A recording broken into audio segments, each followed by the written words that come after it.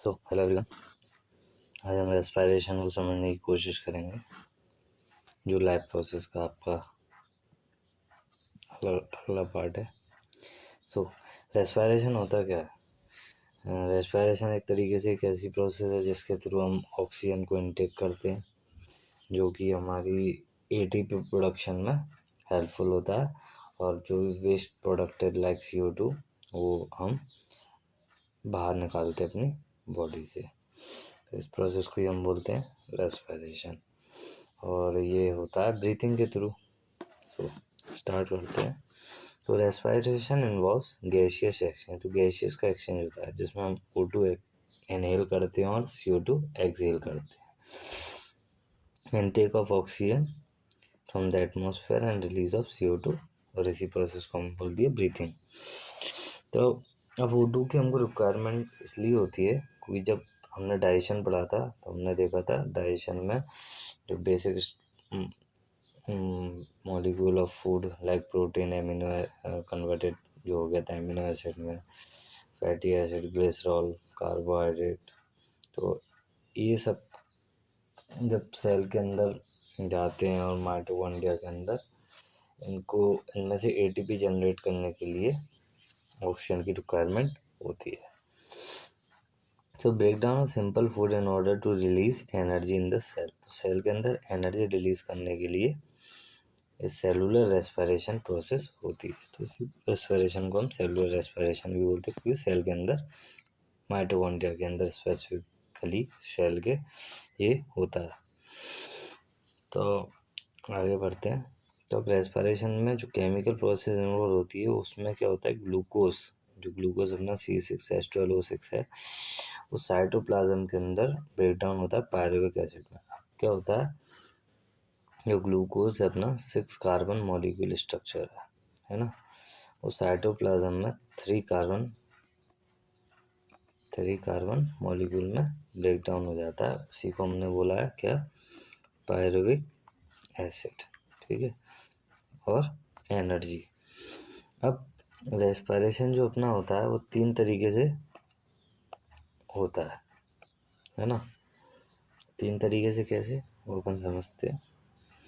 देखो, एक तो अगर ऑक्सीजन नहीं मिले, जो ग्लूकोज साइटोप्लाज्म में बैकग्राउंड को पायरुविक एसिड में, पायरुविक एसिड को अगर ऑक्सीजन नहीं मिले, means in the absence of oxygen, तो वो प्रोड्यूस करेगा एथेनॉल, जो कि आपका अल्कोहल प्रोडक्शन में यूज़ होता है, फर्मेंटेशन, है ना। और क्या प्रोड्यूस होगा, CO2 and less amount of energy बहुत कम रिलीज होती है।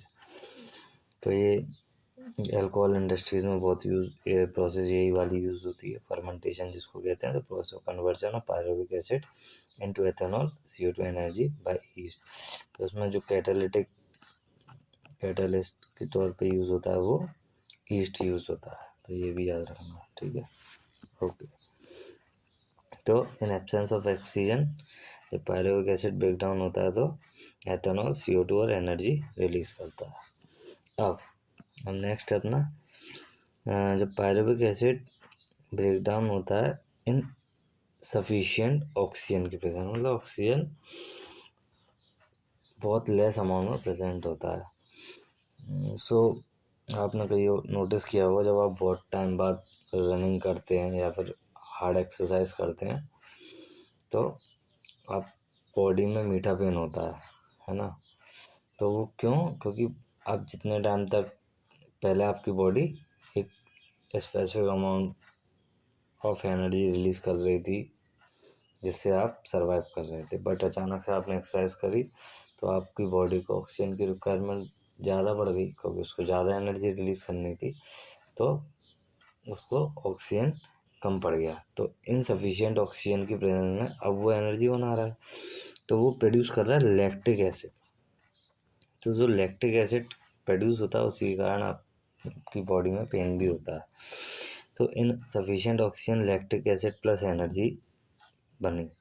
Accumulation of lactic acid causes muscle fatigue, it occurs after rigorous exercise. तो बहुत एक्सरसाइज करने के बाद ये आप नोटिस करोगे। तो मतलब लगभग हर लाइफ प्रोसेस आप पढ़ाई की तरह मतलब ऐसे कि याद करना समझना इसकी तरह ना लेके एकदम देखेंगे सब हमारे आसपास ही सब कुछ होता रहता है। तो ऑब्जर्वेशन करके ही आप काफ़ी सारी चीज़ों को समझ सकते हैं, जान सकते हैं।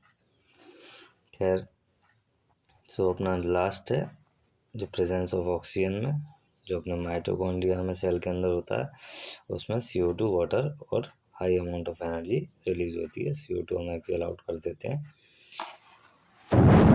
लंग्स। ठीक है। अब रेस्पिरेशन भी दो टाइप से होता है, एक aerobic means in the presence of air और in the presence of oxygen, एक anaerobic means in the absence of oxygen. तो अपन ने देखा था in the absence of oxygen में क्या हो रहा है, एथेनॉल प्रोड्यूस हो रहा है, ये साइटोप्लाज्म के अंदर हो रहा है ना। और कम अगर ऑक्सीजन है तो लैक्टिक एसिड बनना है, एनर्जी कम बन रही है। एरोबिक में अपना more amount of energy release हो रही है, एंड प्रोडक्ट CO2 और H2O माइटोकॉन्ड्रिया में होता है और ऑक्सीजन के प्रेजेंस में होता है। तो आपने प्रोसेस समझ ली होगी, मुझे नहीं लगता कोई दिक्कत होगी। सो आगे चलते हैं, ह्यूमन रेस्पिरेटरी सिस्टम को समझने की कोशिश करते हैं। ह्यूमन रेस्पिरेटरी सिस्टम अपना नसल पैसेज, माउथ कैविटी, फिर अब ये यूवुला और एपिग्लोटिस। एपिग्लोटिस क्या होता है, ये आपका वॉल्व एक तरीके से, जब आप ब्रीथिंग करते हैं तो वो फूड पाइप को बंद करके रखता है जिससे आप आराम से सांस ले पाएँ, और जब आप ईटिंग करते हैं तो वो ब्रीथ पाइप को बंद करता है जिससे खाना लंग्स की ओर ना जाए। इसलिए कहते हैं खाते समय बोलना भी नहीं चाहिए। क्यों, बोलोगे तो आप सांस लोगे तो वो एपिग्लोटिस कंफ्यूज हो जाएगा कि होना क्या है, और उसी के कारण अपन को टसका भी लग जाता है। ठीक है, ये बोला तो वो अपने तो नॉस्ट्रल, नसल पैसेज, नसल कैविटी है, फेरिंग्स, लैरिंग्स, ट्रैकिया ट्रैकिया है ना, और ये से होता हुआ ब्रोंका है। ब्रोंका होती है जो लंग्स में ब्रांचेस लाइक स्ट्रक्चर होते हैं, है ना। ब्रोंका मतलब जी सिंगल होता है, सॉरी, फिर लंग्स, और लंग्स के अंदर जो डिवाइड हो जाता है बहुत सारे ब्रोंक्यूल्स में। ब्रोंका है और ब्रोंक्यूल्स के पास जैसे बल्ब जैसे स्ट्रक्चर रहते हैं, है ना, बहुत फाइन होते हैं।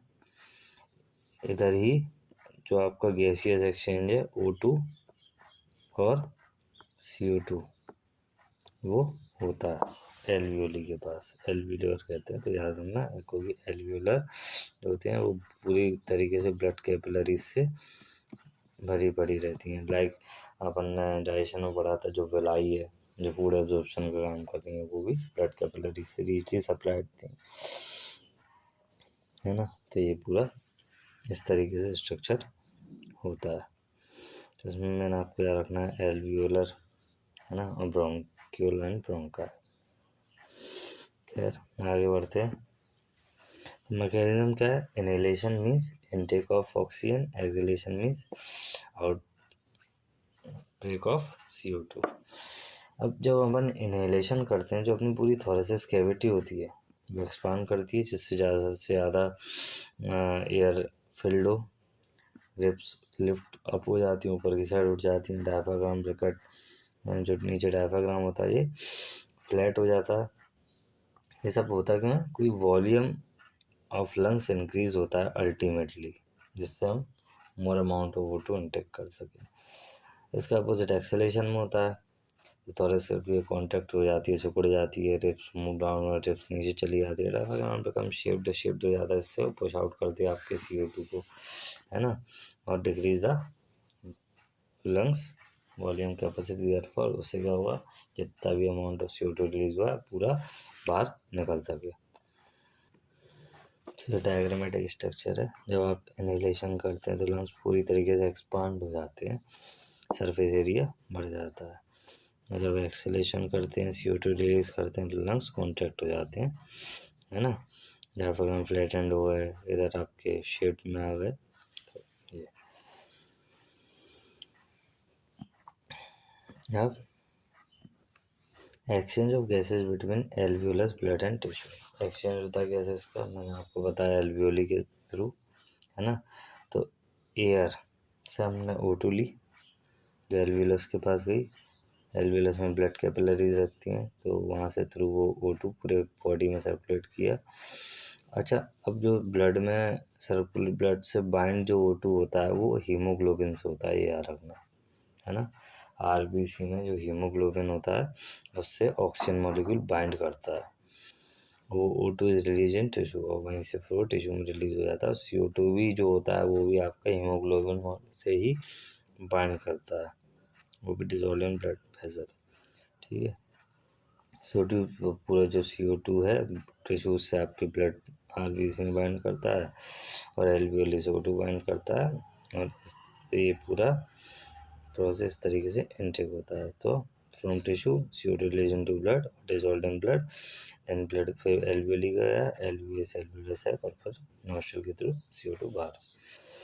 अच्छा, अब टेरेस्ट्रियल ऑर्गेनिज्म होते हैं जो एटमॉस्फेयर में से ऑक्सीजन देते हैं, जो एक्वेटिक होते हैं, जो मैराइन होते हैं, जो पानी के अंदर रहने वाले हैं, वो ऑक्सीजन लेते हैं जो पानी के अंदर डिजॉल्व होती है। ठीक है, इसलिए इनका स्ट्रक्चर ऑफ रेस्पिरेशन थोड़ा सा अलग होता है। दे गिल्स के थ्रू सांस लेते हैं, जो गिल्स क्या करते हैं, पानी में से ऑक्सीजन जो डिजॉल्व ऑक्सीजन है उसको फिल्टर आउट कर लेते हैं। प्लांट में जो गैसियस एक्सचेंज होता है वो स्टोमेटल पोर के थ्रू होता है, तो स्टोमेटा प्रेजेंट आपके लीव्स में होते हैं, है ना। लेंटिकल्स एंड स्टेम्स में जो लेंटिकल्स होते हैं वो भी आपका रेस्पिरेशन करते हैं। General surface of the roots, और रूट्स की सरफेस जहाँ पे पोर्स प्रेजेंट होते हैं, तो प्लांट में इस तरीके से रेस्पिरेशन। तो इसी के साथ आपका रेस्पिरेशन कंप्लीट होता है। होप आपको अच्छा समझ में आया होगा। So have a nice day, please like, subscribe and follow. Thank you so much.